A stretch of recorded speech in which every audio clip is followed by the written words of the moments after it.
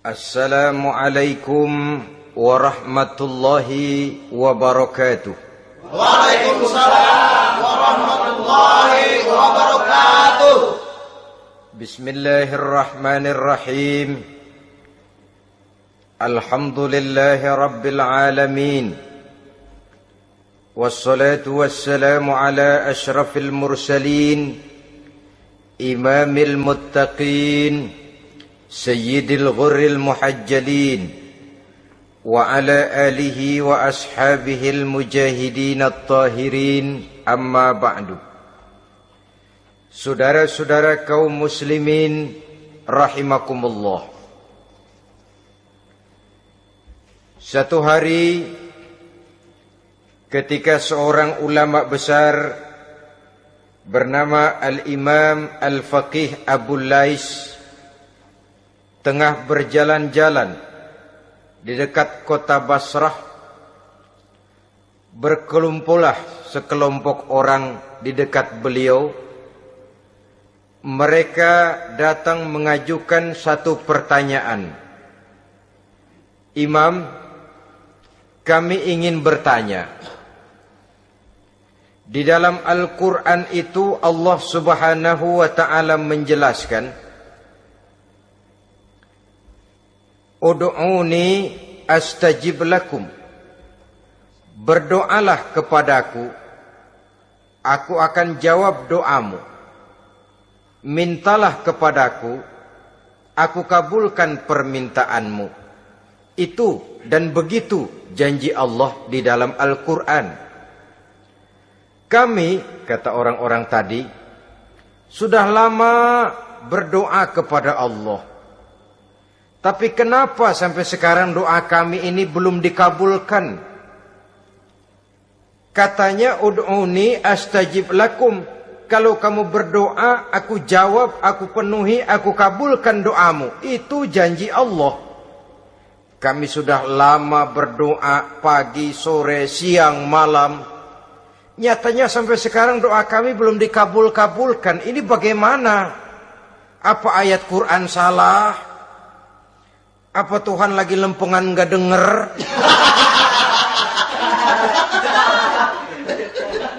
Apa doa kami yang terbalik? Kelihatannya sepele saja ini. Doa tidak didengar oleh Allah. Permohonan tidak dijawab, tidak dikabulkan oleh Allah. Tapi sebenarnya kalau kita mau merenung, kemalangan apa yang paling besar dalam kehidupan ini? Selain daripada kalau permohonan dan doa kita sudah tidak dihiraukan oleh Allah. Artinya hidup sudah tidak diopeni oleh Allah. Jangankan Allah, saudara-saudara, kita nggak diopeni sama mertua saja bingung. Ini mertua diem aja, kalau saya salah apa salahnya, kalau ada yang dikepengenin apa kepengenannya, boyak ngomong kenapa diem begitu. Ini tidak diopeni oleh Allah. Kemalangan apa yang lebih malang selain daripada kalau doa sudah tidak didengar oleh Allah. Itu sudah kemalangan yang paling malang, lebih malang dari kota Malang saya kira.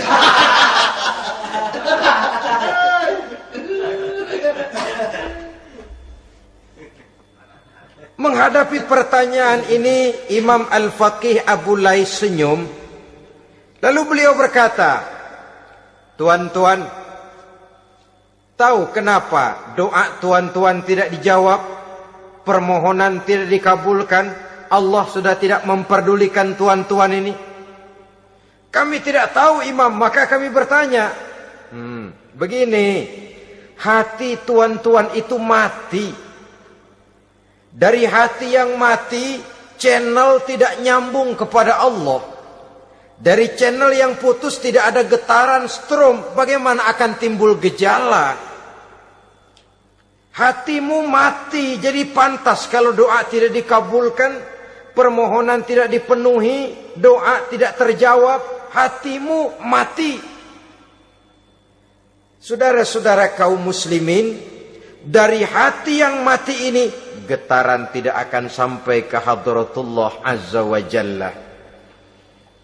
Nah, ini juga satu penyakit yang kita sangat khawatirkan, yaitu apabila hati kita sudah mati selagi jasad masih hidup. Artinya, jadilah kita bangkai berjalan di hadapan Allah subhanahu wa ta'ala. Sementara kita sangat disibukkan dengan menggali berbagai macam jenis obat penangkal penyakit zahir. Dan kita kurang perhatian untuk mencari obat penangkal penyakit batin yang kalau diserang penyakitnya menghancurkan kehidupan abadi di akhirat nanti. Perkembangan ilmu kedokteran nyata benar diikuti dengan perkembangan jenis-jenis penyakit. Makin maju ilmu kedokteran, makin modern penyakit. Ngerti juga rupanya itu penyakit. Dulu kita tidak kenal yang namanya AIDS. Kita tidak tahu yang namanya liver. Kita tidak kenal yang namanya stres. Paling yang banyak cika, masuk angin, dan sebagainya. Tapi baiklah, penyakit-penyakit batin yang menyebabkan hati menjadi mati, dan dari hati yang mati, doa tidak naik, tidak didengarkan oleh Allah subhanahu wa ta'ala. Nah, kata orang-orang tadi, yang menyebabkan hati kami mati ini apa, Imam? Beliau menjawab, pertama, araftumullaha wa lam tu'tuhu haqqahu.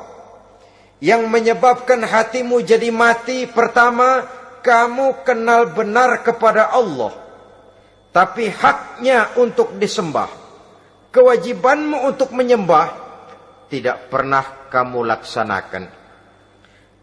Bagaimana Allah tidak akan jauh dari kita kalau kita tidak akan mengadakan pendekatan kepadanya. Dan pendekatan kepada Allah hanya bisa kita tempuh melalui jalur kegiatan ritual ibadah. Allah akan terlalu jauh apabila kita hanya membicarakannya lewat filsafat dan renungan yang mendalam. Tapi Allah akan dekat dan terasa hadir dalam hidup apabila kita dekati ia dengan pelaksanaan ibadah kepadanya.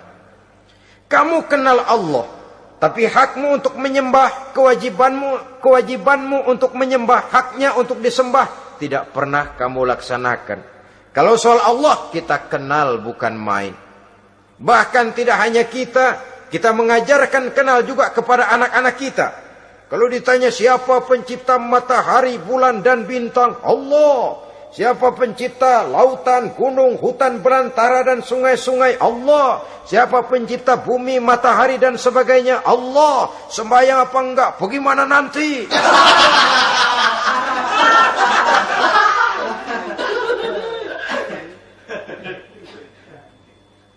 Tanpa pendekatan, Allah akan jauh.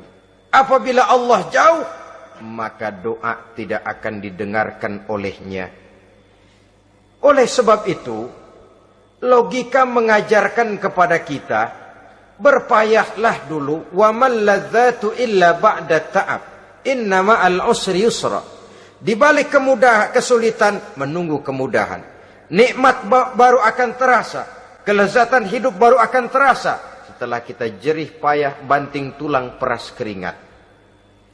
Rasanya memang lebih nikmat sepotong singkong hasil cucuran keringat sendiri ketimbang roti dijejelin orang.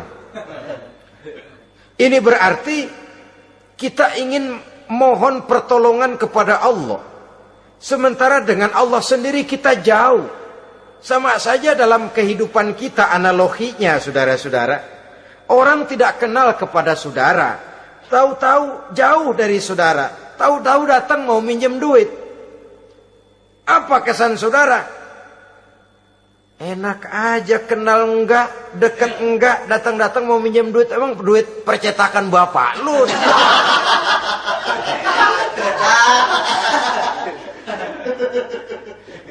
Sedangkan yang kita kenal, sedangkan yang kita bertemu tiap hari, Sedangkan yang sering datang ke tempat kita, kalau satu saat dia pinjam duit, toh kita kadang-kadang masih mikir.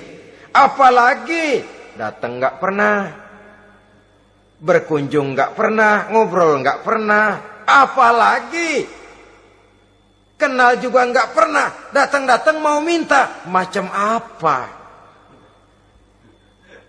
Datang nemuin Tuhan setahun 2 kali. Idul Fitri doang sama Idul Adha. Doa cerewet banget. Apa aja? Apa aja diminta. Saudara hadirin, bagaimana doa akan kabul, permohonan akan dijawab? Jikalau kita jauh dari Allah, kita kenal Allah, haknya untuk disembah, kewajibannya untuk menyembah, tidak pernah kita laksanakan. Itu yang menyebabkan hati kita lalu menjadi mati. Padahal mengenal Allah, setelah mengenalnya, mengadakan pendekatan kepadanya melalui ritual ibadah yang dicontohkan oleh Rasulullah Sallallahu Alaihi Wasallam. Ini hal pertama yang menyebabkan hati jadi mati. Kamu terlalu kenal Allah, tapi tidak pernah menyembah kepadanya. Sama aja orang kerja kagak, habis bulan mau minta gaji. Karena kita jitak palanya. Macam apa? Kerja enggak, tahu-tahu datang mau minta gaji. Kerja dulu yang baik, habis bulan baru. Enggak diminta pun memang sudah ada jatahnya. Ibadah dulu kita kepada Allah. Soal Allah memberikan karunia kepada kita, itu hak Allah. Apabila kita dekat dengannya, ibadah yang kita laksanakan benar, karunia itu akan datang kepada kita. Saudara-saudara, yang kedua yang menyebabkan hati jadi mati, qara'tumul Qur'an walam ta'malu bih. Kamu baca Al-Qur'an tapi ajarannya tidak pernah kamu amalkan. Kamu baca Quran, tapi isinya kamu injak-injak. Sehingga ada peringatan dari Rasul Sallallahu Alaihi Wasallam. Beliau bersabda, "Iza azzamat ummatid dunya, wa fi riwayatin dinaron wa dirhaman, nuzi'at minha haibatul Islam. Wa iza turikatil amru bil ma'rufi wan nahyu 'anil munkari, hurimat 'alaihim barakatul wahyi. Wa iza tasabat ummati, saqatat min 'ainillah." 3 peringatan keras, tapi yang merupakan gejala penyakit kita umat Islam, diperingatkan oleh Nabi kita. Pertama, iza azzamat ummatid dunya, apabila umatku telah terlalu mengagung-agungkan dunia, apabila umatku telah jatuh menjadi umat yang materialistis, segalanya diukur dari sudut keduniaan saja, nuzi'at minha haibatul Islam, maka akan dicabutlah dari mereka kehebatan agama Islam. Hilang kehebatan Islam apabila kita jatuh menjadi umat pengagung dunia, penyembah materi. Nilai kita, keberadaan kita tidak dihargai orang lain. Orang memandang kita remeh saja. Orang Islam gak ada apa-apanya, bayar aja. Bisa dibeli, bisa diatur, bisa dikerjain, garap saja.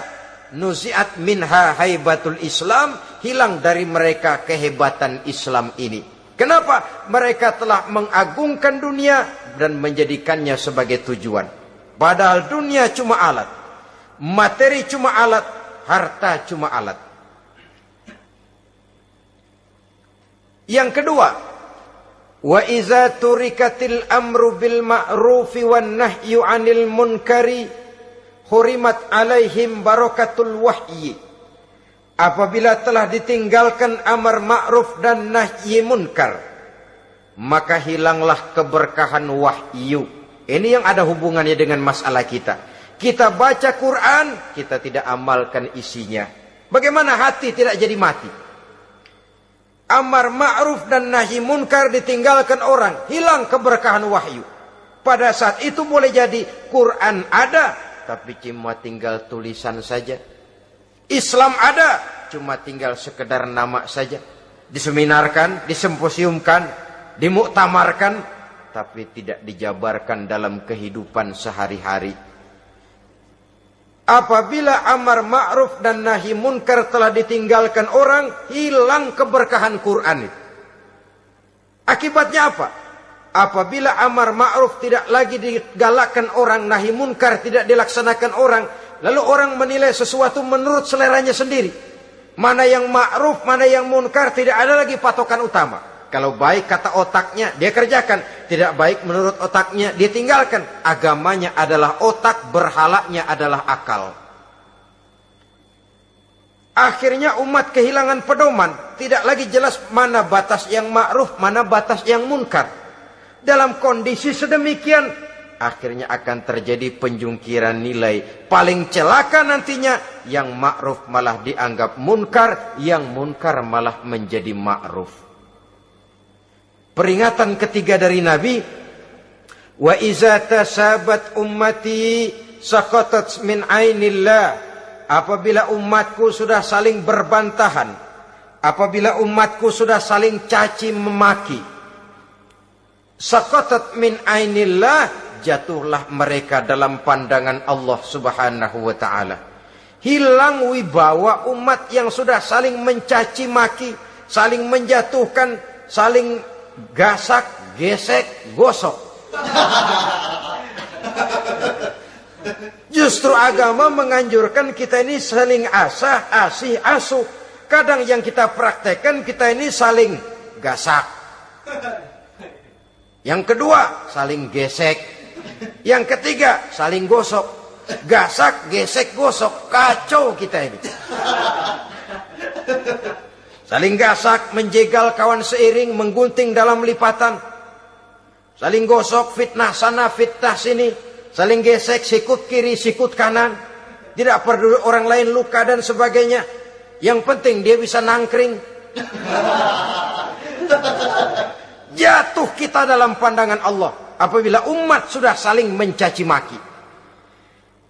Maka kita kembali kepada persoalan. Hal kedua yang menyebabkan hati jadi mati, qara'tumul Qur'an walam ta'malu bih. Kita baca Al-Quran, tapi ajarannya nyaris tidak kita amalkan di dalam kehidupan kita. Akibatnya hati lalu jadi mati. Itu yang kedua. Yang ketiga, yang menyebabkan hati jadi mati dan doa tidak terjawab, idda'aitum annakum min ummati Muhammadin sallallahu alaihi wasallam walam ta'malu bisunnatihi. Kamu mengaku, kamu memproklamirkan diri sebagai umatnya Nabi Muhammad, tapi sunnahnya tidak pernah kamu amalkan. Malahan perkembangan paling akhir, bukan saja tidak mau mengamalkan sunnah, malah mengingkari sunnah. Inna lillahi wa inna ilaihi raji'un. Oh, Nabi Muhammad itu manusia biasa seperti kita. Sebagai manusia dia bisa salah. Dan ternyata hadis banyak yang palsu. Yang otentik cuma Quran. Selebihnya adalah sejarah. Tidak ada itu sunnah. Langsung saja kepada Quran. Oh, hadis itu bukan sumber hukum. Oh, tidak perlu mengamalkan sunnah. Saudara-saudara kaum muslimin, mengaku kita umat Nabi, tapi sunnahnya kita campakkan, tidak kita amalkan. Setelah tidak kita amalkan, kita campakkan. Setelah kita campakkan, kita ingkari pula. Inna lillahi wa inna ilaihi raji'un. Bagaimana hati tidak jadi mati? Kalau siang malam kita memproklamirkan diri sebagai umat Nabi Muhammad, sementara sunnahnya kita campakkan, kita abaikan, dan kita ingkari dia, sunnah itu. Padahal, jikalau sekarang kita mengenal Islam, jikalau kita sekarang ngerti halal haram, tahu hak batil, bisa memilah dan memilih antara yang ma'ruf dengan yang munkar, itu utamanya adalah karena jasa Nabi Muhammad sallallahu alaihi wasallam.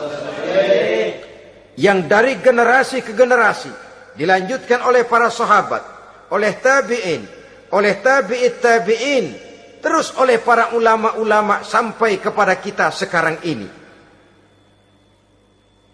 Walaupun beliau hanya berfungsi sebagai penyampai, tapi kepribadiannya dijadikan model oleh Allah Subhanahu wa taala di dalam kita melaksanakan kehidupan beragama.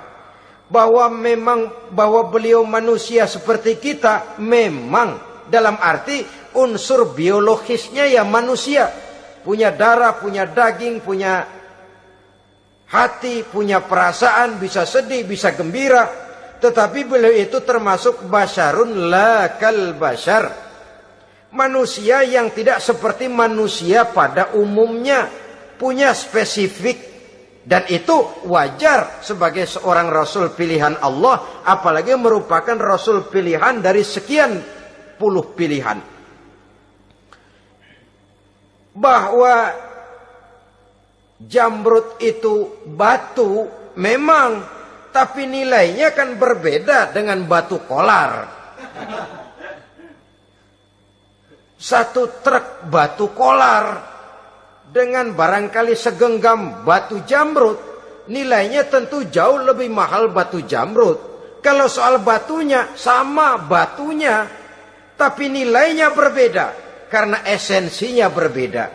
Kita manusia, Nabi Muhammad juga manusia, sama manusianya memang, tapi kualitasnya, nilainya tentu jauh panggang daripada api. Itu sebabnya Allah menjadikan beliau sebagai model. Laqad kana lakum fi rasulillahi uswatun hasanah. Di dalam diri Rasul itu terdapat contoh teladan yang sangat baik bagi kita. Oleh karenanya, pada pertemuan kali ini, apabila kita konsekuen mengaku umat Nabi Muhammad, marilah konsekuen juga menegakkan sunnahnya. 3. Yang keempat, yang menyebabkan hati jadi mati dan doa tidak terjawab, akaltum ni'mata rabbikum walam tashkurulah. Tiap hari kamu makan nikmat Tuhanmu, tapi kamu tidak pernah mau bersyukur kepadanya, kepada Allah Subhanahu wa ta'ala. Nikmat Tuhan kita doyan banget, tidak pernah sehari dan sesaat pun terlepas diri dan hidup ini dari nikmat-nikmat yang diberikan Allah. Sejak kita bangun tidur sampai tidur kembali, bahkan tidur itu sendiri, di pasar, di sawah, di kantor, dimanapun kita berada, nggak pernah nikmat Allah berhenti. Hidup kita dalam alam diberikan segala fasilitas untuk menunjang kehidupan. Nggak pernah Allah pasang pajak matahari, nggak pernah Allah pasang pajak gas udara. Nikmat-nikmat yang banyak itu tiap hari kita kecap, tiap hari kita nikmati. Tapi kita tidak pandai bersyukur. Padahal Allah memberikan peringatan keras dalam hadis qudsinya. Man lam yashkur ala na'mai wa lam yasbir ala balai falyakhruj min tahti samai wal yatlub rabban siwaya. Siapa yang tidak mau bersyukur terhadap nikmat yang aku berikan kepadanya, dan tidak mau bersabar terhadap ujian yang aku berikan kepadanya, silahkan keluar saja dari kolong langit ini dan cari Tuhan selain aku. Diusir oleh Allah. Kalau orang tidak mau bersyukur terhadap nikmat yang aku berikan, dan tidak mau bersabar terhadap ujian yang aku timpakan, keluar dari kolong langitku, keluar, cari Tuhan selain aku. Diusir. Lah yang ngusir Allah. Anak sekarang bilang mau ke Menong.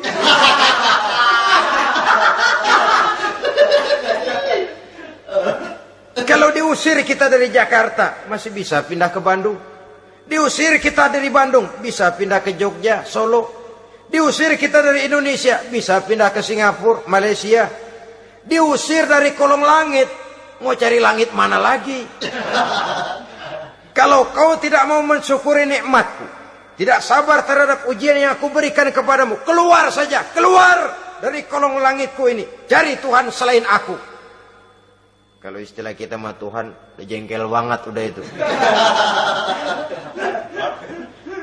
Nikmatku, yang nikmat yang aku berikan kau makan, tapi kepadaku engkau tidak pernah mau bersyukur. Saudara-saudara kaum muslimin rahimakumullah, wajar. Kita dulunya tidak ada, sekarang ada, nikmat. Susunan biologis manusiawi kita demikian cantik, nikmat. Tinggal di bumi, fasilitas yang kita perlukan disediakan, tinggal kemampuan kita mengelolanya. Nikmat. Diberikan kita otak yang membedakan kita dengan binatang, nikmat. Diberikan kita agama, diutus para rasul untuk jadi model dalam kehidupan kita, nikmat. Kalau cara kita emang kurang apa sih? Apa yang kurang, hai manusia?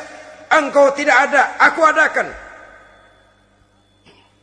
Kalau aku perintahkan kau tinggal di bulan, mungkin kau tidak akan sanggup hidup. Begitu lahir juga kelepek-kelepek habis.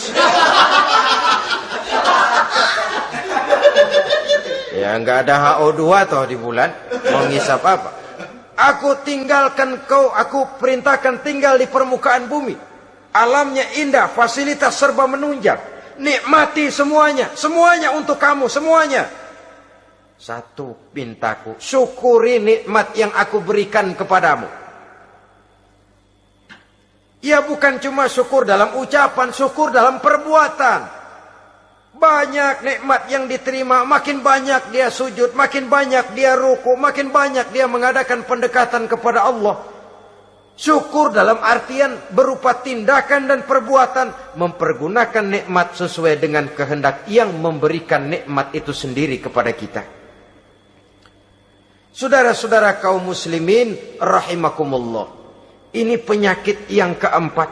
Kamu makan nikmat Tuhanmu, tapi kamu tidak pernah pandai bersyukur kepadanya, mensyukuri nikmat yang diberikan tadi. Bagaimana hati tidak jadi mati?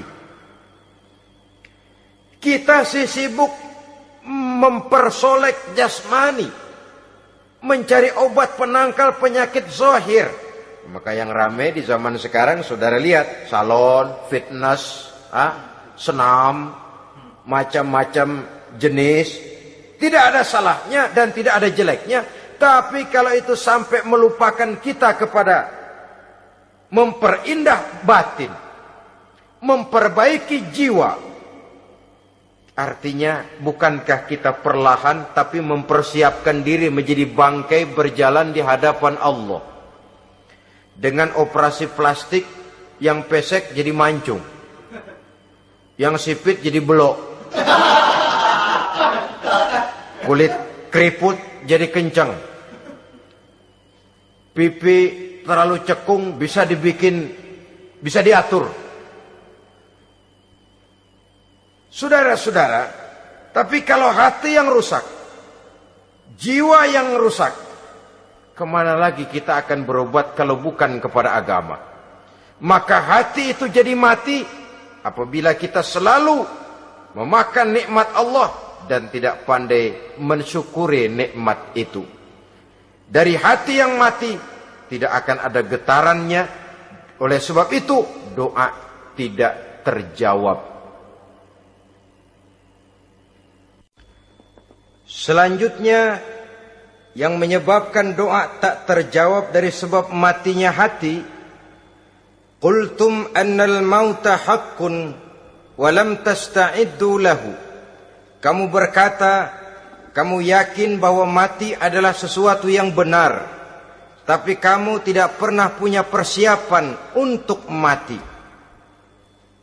Padahal menurut logika, orang yang akan bepergian jauh tentu dia harus mempunyai bekal yang cukup. Semakin jauh jarak perjalanan yang akan ditempuhnya, semakin banyak perbekalan yang harus dibawanya.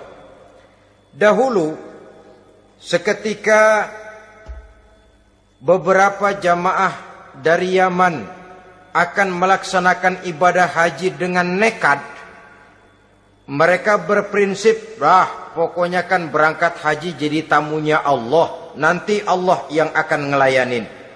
Mereka nekat, modal badan doang berangkat. Diadukan kepada baginda Rasul, lalu turun peringatan dari Allah, wa tazawwadu fa inna khairaz zadi taqwa. Jangan begitu, bawa bekal. Sesungguhnya bekal yang paling baik adalah takwa. Bahwa berangkat dengan bekal takwa itu bekal yang paling utama. Tapi bekal-bekal yang lain pun jangan diabaikan. Kalau kita akan berangkat untuk tujuan yang baik, bekal yang paling utama memang takwa. Tapi tidak berarti harus mengabaikan bekal-bekal yang lain. Begitulah, semakin jauh perjalanan yang akan kita tempuh, semakin banyak bekal yang harus kita hadapi. Kalau saudara mau pergi ke Surabaya, tidak membawa bekal kemudian berani berangkat, rasanya sih saya pikir itu bukan berani, nekat namanya. Sama saja orang belum pernah sembahyang, mati. Nekat tuh orang, berani amat. Belum berbuat kebaikan barang sedikit pun sudah mati, nekat namanya itu. Sama saja tadi, nggak bawa bekal apa-apa berangkat ke Surabaya. Sampai Surabaya belum tentu, sengsara udah jelas. Belum punya bekal yang baik sudah mati. Sampai ke surga belum tentu. Tapi kebelangsak dan sengsara, rasa-rasanya pasti itu. Oleh karena itu, kalau kita yakin mati sesuatu yang benar, sesuatu yang pasti datang menimpa, maka hendaklah kita mempersiapkan bekal. Kemudian, idda'aitumun najata minan nar wa ramaitum fiha anfusakum. Kamu memproklamirkan diri ingin selamat dari neraka, tapi kamu lemparkan dirimu ke dalam neraka. Bagaimanapun bajingannya bajingan, kalau ditanya ente mau masuk neraka enggak, jawabannya pasti enggak. Itu pasti perbuatannya sendiri yang melemparkan dirinya ke dalam neraka, membiarkan dirinya berlarut-larut, bertimbun-timbun dalam dosa dan kesalahan, dan tidak akan ada niatan untuk memperbaiki diri. Hanyut di meja judi, habis ditelan minuman keras, fitnah sana, fitnah sini, hasud sana, hasud sini.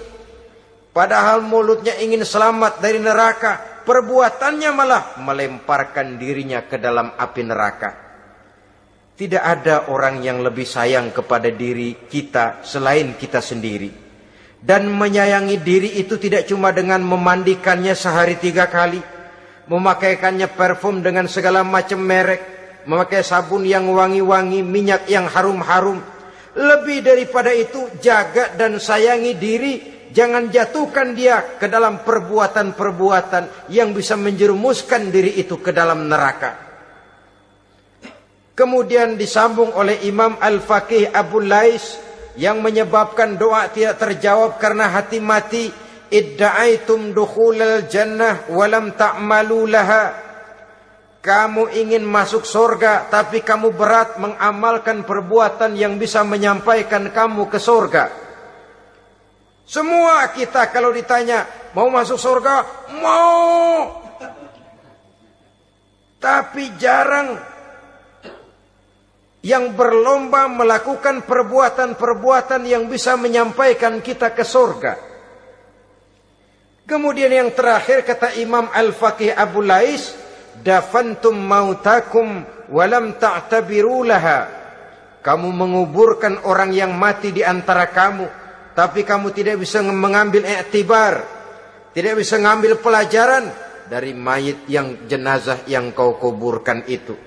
Mestinya kan nguburin orang tuh membuat sadar. Iya, kalau sekarang dia saya baringkan di liang lahat, menghadap ke arah kiblat, bantalnya tanah. Setelah itu ditutup dengan papan, lalu ditimbun dengan tanah. Iya, sekarang giliran dia. Giliran saya, entah besok, lusa, bulan depan, tahun depan. Tapi pasti mengubur mayat, mengubur jenazah, tapi tidak bisa mengambil iktibar dari yang dilaksanakannya itu. Ini merupakan penyakit-penyakit batin yang merupakan handicap, yang menimbulkan jarak antara kita dengan Allah Subhanahu wa ta'ala. Pantas kalau itu semua ada pada diri kita, hati jadi mati. Dari hati yang mati, doa tidak akan tembus. kita tidak lagi akan diperdulikan oleh Allah Subhanahu wa taala. Dan itu sekali lagi kemalangan yang terbesar dalam kehidupan kita. Bagaimana jalan keluarnya? Pertama, memperbaiki batin kita, menyelamatkan diri daripada penyakit-penyakit yang bisa mematikan hati seperti yang sudah saya sebutkan tadi. Yang kedua, berdoa dengan adab. Sehingga tata cara di dalam kita bermohon kepada Allah Subhanahu wa taala dibicarakan secara khusus oleh Al-Imamul Ghazali dalam kitab Ihya beliau yang disebut adabud doa. Adab di dalam kita melaksanakan doa kepada Allah Subhanahu wa taala. Setelah batin ini bersih dari penyakit-penyakit hati yang bisa menyebabkan hati jadi mati, berdoalah kita kepada Allah. Bagaimana adabnya? Kata Imamul Ghazali rahimahullah, yang pertama hendaklah ia di dalam berdoa itu memilih waktu yang mulia. Minal awqatis syarifah, kata beliau. Memilih waktu-waktu yang punya nilai mulia. Ramadan dalam 1 tahun, Jumat dalam tiap minggu, sepertiga malam yang akhir pada setiap hari. Waktu-waktu yang punya nilai mulia. Walaupun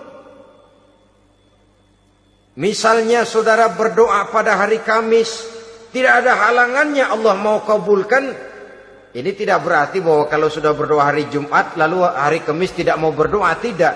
Lebih memilih mengintai waktu-waktu yang punya nilai mulia. Lailatul Qadar sekali dalam setahun. Waktu-waktu yang punya nilai mulia. Logikanya begini, saudara-saudara. Kalau kita datang ke rumah seseorang, tujuan utama kita minjem duit, yang paling pertama kita perhitungkan tanggal berapa nih? Kan itu toh, tanggal berapa? Kalau tanggal 20 atuh minjem duit, orang lagi ngap-ngapan, boro-boro dia bisa minjemin, dia sendiri mungkin lagi pusing. Kita lebih dulu kita amatin tanggal berapa nih? Yang enak sore apa siang? Jam 2. Jam 2 dia baru pulang dari kantor, tapi giliran tidur. Kalau dia tidur dibangunin, datang mau minjem duit, kagak dimaki-maki juga kebagusan deh. Kan kita lihat waktunya, timingnya kata orang sekarang. Tanggal berapa, sore apa malam, apalagi gulem apa terang bulan. Itu semua sudah kita atur sedemikian rupa, memilih waktu.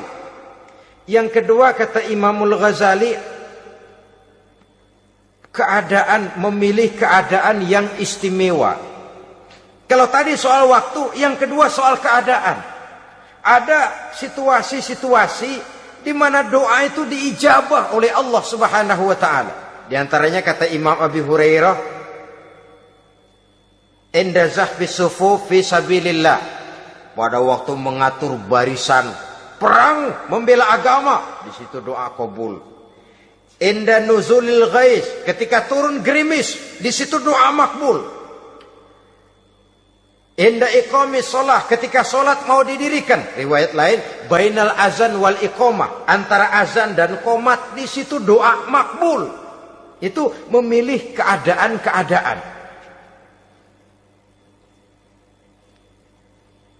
Kemudian yang ketiga kata beliau, berdoa menghadap kiblat. Ya, apa kalau doa madhab mudik Tuhan gak tahu? Tahu. Tuhan gak dengar? Dengar. Cuma lebih etis. Lebih etis kalau kita berdoa menghadap ke arah kiblat. Saudara-saudara kaum muslimin rahimakumullah.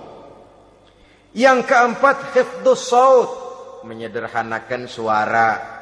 Tidak terlalu keras, juga tidak terdengar orang lain, apalagi kalau doa kita diaminkan oleh orang lain. Tidak usah terlalu keras. Kenapa? Karena Allah yang kita meminta kepadanya bukan zat yang tuli, bukan zat yang buta, bukan zat yang tidak dengar, bahkan dia maha dengar. Juga tidak terlalu seperti orang berbisik-bisik, apalagi kalau doanya doa bersama-sama. Tapi kadang-kadang terdorong oleh husnuzon dari para makmum saja. Tidak peduli apa yang dibaca oleh imam, yang kedengaran cuma amin aja gerengan. Amin, amin, amin, amin, amin, amin.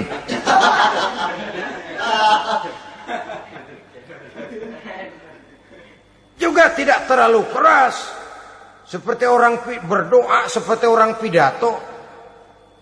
Saudara-saudara kaum muslimin rahimakumullah.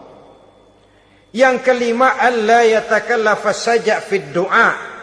Dalam berdoa, kalau istilah kita, jangan nyelongcong.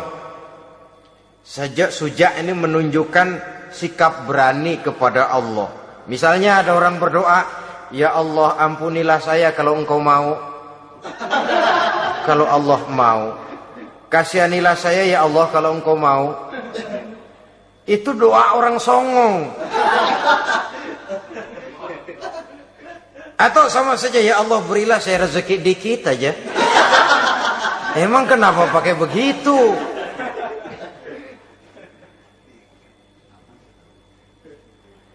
Allah yatakallafa saja fid du'a. Yang keenam kata Imamul Ghazali, at-tadarru' wal khusyu'. Dengan tadarru' dan khusyu', dengan sikap tawadu, benar-benar ya seperti kita lah kalau datang memang menghajatkan pertolongan dari seseorang, segala action kita atur supaya hajat kita itu kabul, kan begitu. Kadang-kadang istilah orang kalau perlu ngesor mah ngesor dah, yang penting permintaan dikabulkan, gitu saja. Kita lihat sekarang ini, ramai orang bicara soal film-film Parno. Kelihatannya pendatang-pendatang baru, pokoknya asal bisa main dah, bugil ya bugil dah. Yang penting nyohor, bisa tampil. Walaupun dalihnya semua sama, mula-mula cuma iseng. Adegan panas bagaimana? Kalau tuntutan skenario apa boleh buat? Apa boleh buat? Emang nggak bisa milih. Setelah film beredar baru saya juga jijik ngelihat, lah tadi kemana waktu bikin?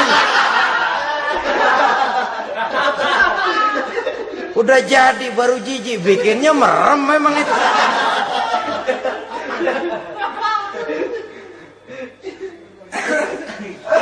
Tapi ada satu analogi, asal bisa main, asal bisa tampil di layar, apa saja jadi taruhan sudah. Bugil ya bugil dah, nggak soal dah, pokoknya bisa main, tampil, nyohor, masuk koran. Udah seperti kata-kata orang Arab, bul ala zamzam fatu'raf. Kalau pengen terkenal kencingin sumur Zamzam. Artinya apa? Bikin yang aneh-aneh, yang orang nggak kerjain, ntar ngetop. Yang ngetop lempengan jeleknya. Sumur Zamzam dikencingin, kan nyohor itu. Sedunia orang kenal. Kenapa? Gila. Saudara-saudara kaum muslimin rahimakumullah, sangat kita sayangkan kalau lalu orang berlomba-lomba dengan cuma modal paha mulus, wajah cantik, dimauin apa saja mau, lalu bisa tampil. Akibatnya yang jadi korban adalah anak-anak kita. Disuguhi tontonan-tontonan yang meracuni jiwa mereka. Walaupun akibatnya barangkali ya lain, seperti band orkes dengan film memang akibatnya tidak langsung ya. Kalau band orkes akibatnya langsung, dia bisa berantem di tempat lokasi. Film orang nonton tahu dia di tempat itu, bukan di tempat itu dia praktek, pulang jadi pikiran dia.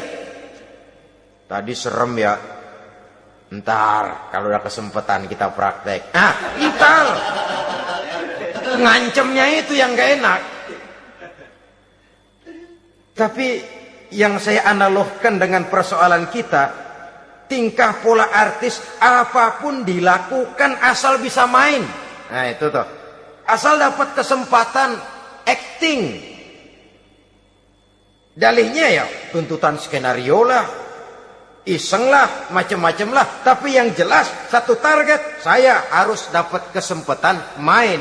Untuk sampai ke situ, cara apa saja harus saya tempuh. Tidak peduli harus menginjak-injak norma dan budaya bangsa yang luhur. Tidak peduli harus bertentangan dengan kaidah agama.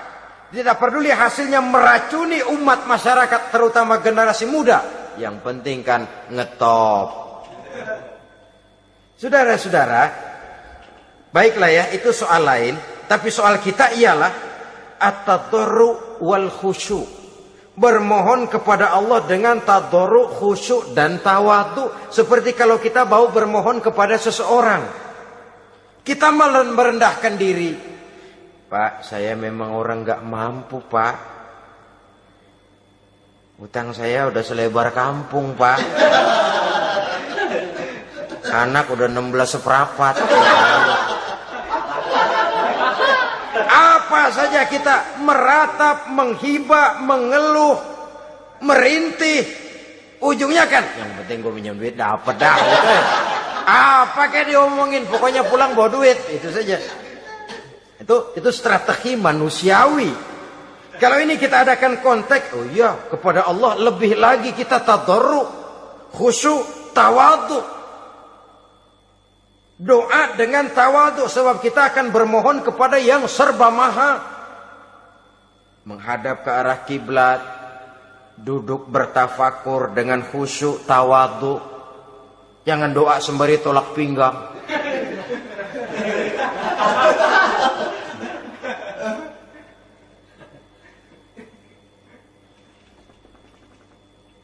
Yang ketujuh, kata Imamul Ghazali, ayyujzimad du'a wa yuqina bil ijabah. Hendaknya dia menjazamkan doanya itu. Dan yakin bahwa doanya akan dikabulkan oleh Allah. Sebab kata Nabi, innallaha la yaqbalu du'aan min qalbin ghafilin lahin. Allah subhanahu wa ta'ala tidak akan menerima doa dari hati yang lalai dan main-main. Doa ke orang ugah-ugahan.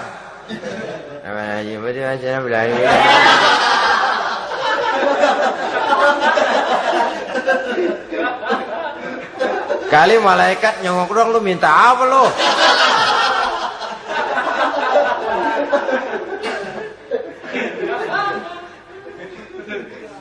Seperti tadi itu, kita datang mau minjem duit sama orang, ngomongnya ogah-ogahan. Minjem duit dikasih syukur, enggak ya udah. Ya enggak dah, enggak dikasih sudah. Kenapa? Mintanya begitu. Enggak serius dan enggak yakin bahwa doanya akan dikabulkan. Kalau kita sudah punya keyakinan, jangan-jangan doa saya enggak diterima Allah. Enggak.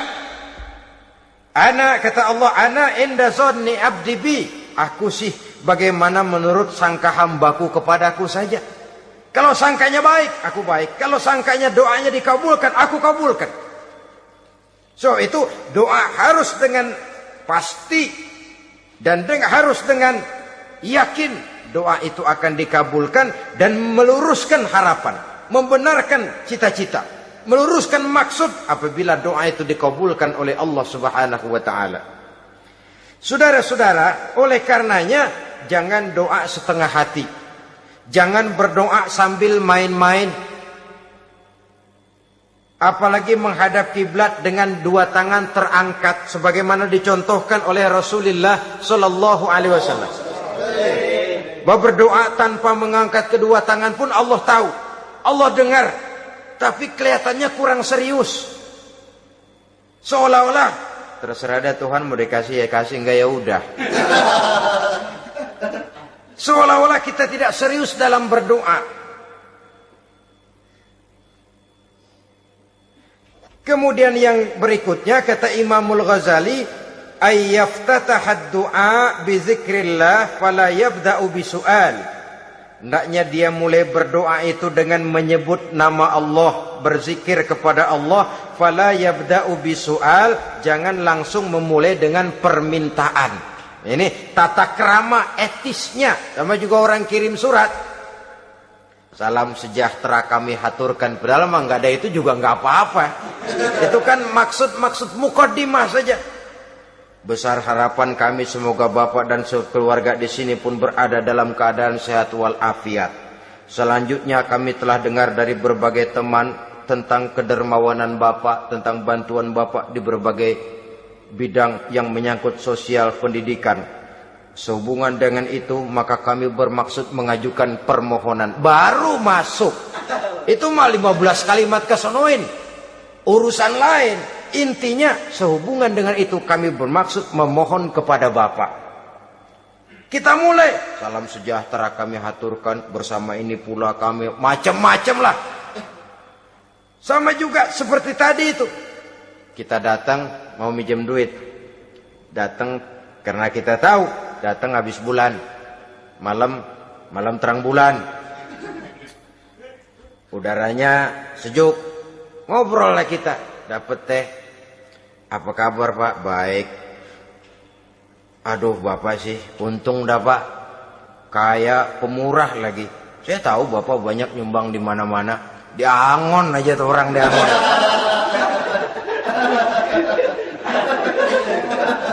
Kira-kira udah mau telap aja baru dikedat. Ngomong-ngomong Pak. Nah. Mulai nih kalau udah ngomong-ngomong. Ngomong dah tuh mulai. Baru masuk.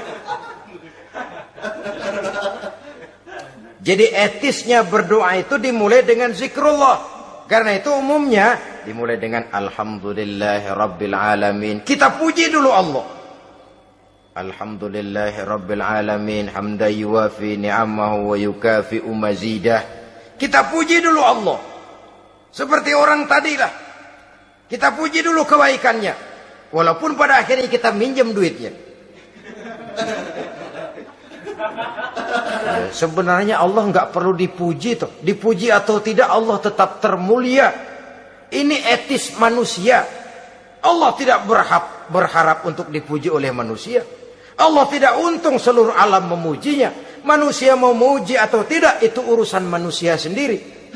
Allah tidak minta untuk dipuji. Allah juga tidak gila kepada pujian. Kalau kita memulai doa dengan pujian, etis kita kepada Allah Subhanahu wa taala di dalam kita bermohon kepadanya. Saudara-saudara kaum muslimin rahimakumullah. Kemudian menyesuaikan doa dengan kondisi. Ini termasuk syarat batin ya, taubat, waraddul mazalim kata Imam Ghazali, menolak segala macam kezoliman. Artinya kalau berdoa itu tahu diri. Kalau gaji kita sebulan 700 atau 800, 900 ribu. Berdoa minta rezeki 1 juta. Itu tahu diri namanya. Kan cuman kurang 100 ribu. Ya, kalau kerja kagak minta gajian 1 juta. Pengen doa dikabulkan. Rasanya secara etis nggak tahu diri orang berdoa seperti itu. Orang datang mau minta duit, mau pinjam duit kepada kita. Kan kita lihat. Kira-kira mampu ngembaliin nggak nih orang. Kita lihat, kita evaluasi kemungkinannya. Lalu si yang minjem tentu tahu diri. Kalau memang kekuatannya ngembaliin. Tidak seperti kekuatannya mulangin. Hendaknya dia timbang rasa. Begitu juga kepada kita etisnya kepada Allah Subhanahu wa ta'ala. Tahu diri, menyesuaikan doa dengan keadaan. Kalau tidak ada gap terlalu jauh panggang daripada api, nanti nasibnya bagai si pungguk merindukan bulan. Apabila adab-adab di dalam berdoa ini kita perhatikan, sejak dia dari adab yang zahir sampai kepada adab yang batin, kemudian penyakit-penyakit yang membuat hati itu jadi mati, maka insya Allah doa kita dijabah oleh Allah Subhanahu wa ta'ala. Dalam Al-Baqarah ayat 186 Allah Subhanahu wa ta'ala menjelaskan, wa iza sa'alaka ibadi anni fa inni qarib ujibu da'watad da'i iza da'ani falyastajibu li wal yu'minu bi la'allahum yarshudun. Apabila hambaku bertanya kepadamu Muhammad tentang aku, kata Allah, fa inni qarib, katakan kepadanya aku dekat sekali dengan mereka. Ujibu da'watad da'i iza da'ani, aku akan jawab aku kabulkan permohonan orang-orang yang berdoa kepadaku. Falyastajibuli wal yu'minu bi, maka hendaknya mereka juga menjawab panggilanku atas dasar iman kepadaku. La'allahum yarsyudun, semoga dengan ini mereka kelak mendapat petunjuk. Saudara-saudara, Al-Baqarah 186 ini dengan nyata menjelaskan kepada kita, Allah akan menjawab doa, mengabulkan permohonan apabila kita falyastajibuli wal yu'minu bi, juga menjawab panggilan Allah atas dasar beriman kepadanya. Logikanya tadi itu, araftumullaha wa lam tu'tuhu haqqahu. Kita tidak pernah mau menjawab panggilan Allah sementara kita berharap doa kita dijawab oleh Allah. Apa enggak pincang? Apa enggak berat sebelah? Panggilan Allah kita berat memenuhinya, sementara kita sangat berharap agar permohonan kita, seruan kita dikabulkan oleh Allah. Menjawab panggilan Allah atas dasar beriman kepadanya. Kenapa? Ada orang menjawab panggilan bukan berdasarkan iman, tapi karena target lain. Datang sembahyang Jumat paling dulu, target utamanya pulang juga paling dulu nyabet sendal, nyabet sepatu.